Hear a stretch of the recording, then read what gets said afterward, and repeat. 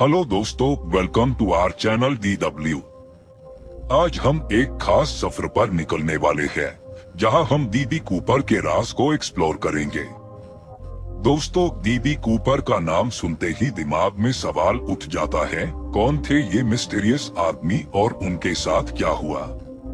तो चलिए आज हम उस राज की गहराइयों में चले और जाने उनके किस्से का सच। D.B. Cooper hijacked. He got on a plane in Portland, Oregon last night. He was just another passenger who gave his name as D.A. Cooper. But today, after hijacking... B. Cooper. D.B. Cooper. D.B. D.B. Cooper. D.B. Cooper. DB Cooper कौन है और क्यों उसका नाम अब भी America के अपराध इतिहास के लोगों को डराता है। सोचिए, एक आदमी जिसके पास एक साधारण नाम था ने एक बड़ी चोरी की। डीबी कूपर, एक नाम जो 5 दशक से ज्यादा बाद भी कई लोगों को डरता है। यह साधारण आदमी ने एक खतरनाक अपराध किया जो अभी तक अमेरिका के इतिहास में लिखा गया है। उन्होंने एक ऐसे उद्घाटन किया जिसमें सबसे हिम्मत वाला विमान का कब्जा था, जिसका कोई भी सोच नहीं सकता था। लेकिन क्या कूपर के अपराध को अलग बनाता है बाकी से, यह नहीं सिर्फ उसकी बेबाकी है। हाँ, आपने सही सुना, वो बिना पकड़े गए गायब हो गया। बिल्कुल कोई निशान नहीं छोड़कर, सिर्फ एक अफवाह और राज की एक ट्रेल छोड़ गया। यह मामला एक बड़ा अनसॉल्व्ड राज बना हुआ है FBI के इतिहास में, एक पजल जो आज भी हासिल नहीं हो पाया और रोचक बना रहा है। चलिए एक कदम पीछे चलते हैं और सर्द गर्मी को याद करते हैं, नवंबर को, जहां हमारी कहानी शुरू होती है। एक सीमित नॉर्मल फ्लाइट पोर्टलैंड से सीटल तक डीबी कूपर ने इतिहास रचा। अब चलिए इस राजभारी घटना के तफसील में घुस जाते हैं।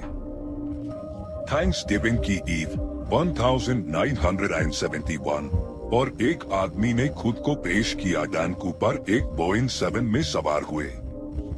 एक चेन स्मोकिंग बर्बन पिए जाने वाला आदमी, वो एक बिजनेस सूट में तेजी से तैयार था, एक तस्वीर को दिखाते हुए शांत और इकट्ठा सुलूक का तस्वर।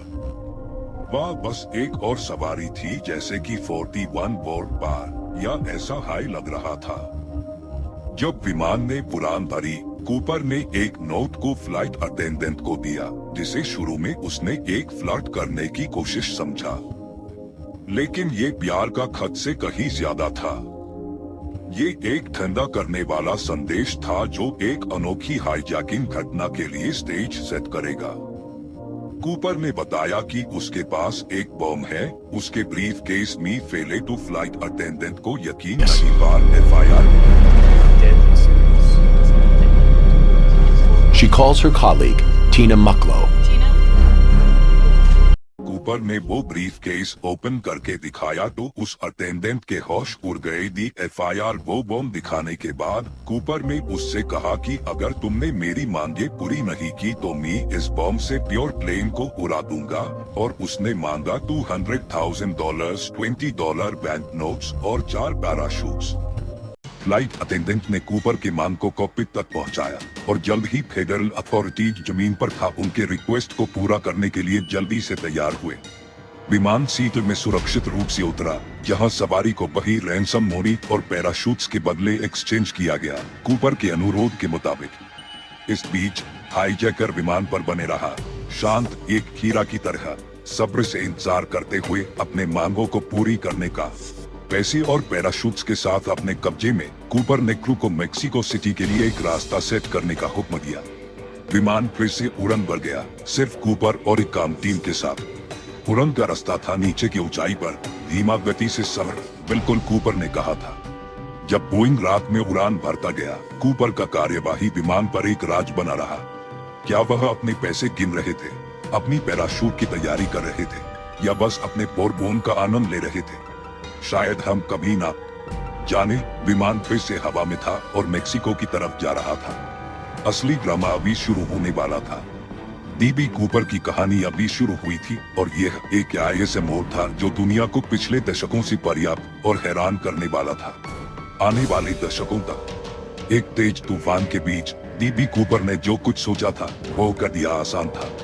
उसने असंभव की चुनौती ली और अपने पीछे एक पैराशूट बांधा हुआ विमान से कूद गया। अंधेरी तूफानी रात में तेज हवा उसके आसपास उड़ा, बारिश उसके शरीर पर पड़ती रही और फूट नीचे जमीन उसके आने की इंतजार में।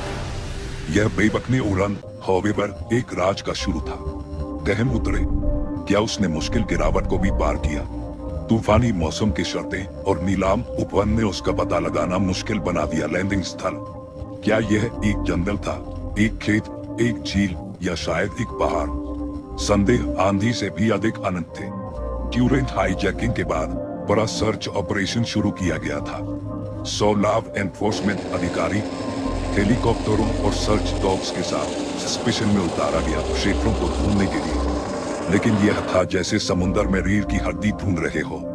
तूफान दी कूपर के लैंडिंग के किसी भी संभव निशानों को भूल गया। सर्चर्स को खाली हाथ कर दिया। राज गहरा हुआ। दिन सप्ताह में बदल गए, सप्ताह में महीनों में और महीनों सालों में। फिर भी वो आदमी जो तूफानी रात में चला गया था अविश्वसनीय था। कितने ही मनुष्य घंटे लगे गायब होने की खोज में और कितने ही नजरिए आई फ्रंट पर। उसकी किस्मत के बारे में कोई सबूत कभी नहीं मिले। वह आदमी जिसे डीबी कूपर कहते हैं, लगता है वायु में ही गायब हो गया था। FBI ने एक गाय से प्रमुख और सबसे लंबा अपनी इतिहास में चलने वाली जांच शुरू की। ऑपरेशन नॉरजैक, जिसने north west Orient airlines hijacking operation के नाम से एक बेयस्त और एक राजमनी डीबी कूपर को अनवील करने की जांच के दौरान FBI ने से अधिक संभव सस्पेक्ट का घोर किया, लेकिन कोई भी कूपर के प्रोफाइल से मिला नहीं था। फिर में एक हैरत भरी खोज हुई। एक छोटा बच्चा 3 पैकेट की राष्ट्रीय निर्माण को मिला कोलंबिया नदी के पास वैंकूवर, वाशिंगटन के करीब। विंस काफी खराब थे, लेकिन थे कंफर्म हुआ कि ये डीबी कूपर को दी गई रैंसम का। Actor D.B. Cooper, the first break in the only unsolved airplane hijacking in United States history, came on a Columbia River beach. 8-year-old boy dug up the shreds of $3,000 on Sunday. यह खोज ने अफवाहों और नजरियों को और बढ़ावा दिया Cooper के भविष्य के बारे में। कई लोग मानते थे कि कूपर जंप को पार नहीं किया। यूएस रात की शर्तें कठिन थी, सर्द तापमान और भारी बारिश के साथ। कुछ विशेषज्ञ यह कह रहे थे कि शायद ही एक अनुभवी पैराशूट फ्लायर को भी सुरक्षित रूप से उतरना मुश्किल होता। दूसरी तरफ विचार थे कि कूपर एक मास्टरमाइंड था जो परफेक्ट अपराध का योजना बनाया और उसको एग्जीक्यूट किया।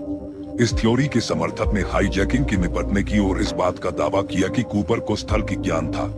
उन्होंने ज्ञात किया कि वह समाज में वापस मिल गए होंगे, एक नई के ताले के नीचे अपने दिन जी रहे होंगे।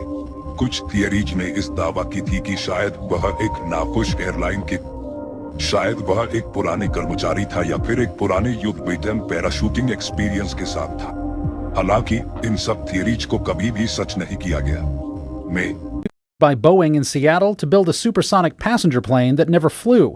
Back then, D.B. Cooper investigators thought he might have been from Seattle. He was either an engineer or a manager in one of these plants. Which narrows down the suspect pool, and it's why Ulyss wants that top. FBI ने मामले की active जांच को आधिकारिक बंद कर दिया। नई जानकारी की कमी को देने के रूप में यह फैसला दुनिया भर के आर्मचेयर डिटेक्टिव्स और मिस्ट्री एंथुसियास्ट से मायूस हुई। फिर भी यह बहुत कुछ नहीं किया डीबी कूपर के एनिग्मेटिक रूप के चारों तरफ उत्साह बढ़ने के लिए। अंत जांचकों के उत्तम प्रयत्नों के बावजूद असली पहचान और डीबी कूपर की किस्मत का सच एक मजेदार राज रहा। से ज्यादा साल बाद भी डीबी का कूपर का किसे का लीजेंड जारी है। उसका ऑडिशियस सनक पॉप कल्चर में समा गया है। फिल्में, किताबें और गाने को प्रेरणा देने वाला और एक दिलचस्प रुचि को जन्म देने वाला जो युगों से और आगे बढ़ता है। यह स्थिर उत्साह मनुष्य की जिज्ञासा का दिल में है, अजनता का कमाल और निरीक्षण का आनंद। शायद हम कभी नहीं जानेंगे कि डीबी कूपर कौन था, लेकिन एक चीज तो है कि उसका नाम अभी तक अमेरिका के लोगों को डराता है। पक्की है, उसकी हिम्मत वाली चोरी हमेशा अनसॉल्व्ड मिस्ट्रीज के इतिहास में एक कैप्टिवेटिंग भाग रहेगी।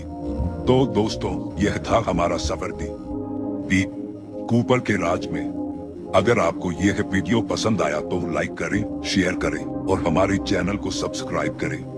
हम अगले एपिसोड में मिलेंगे। तब तक के लिए धन्यवाद और खुदा हाफिज।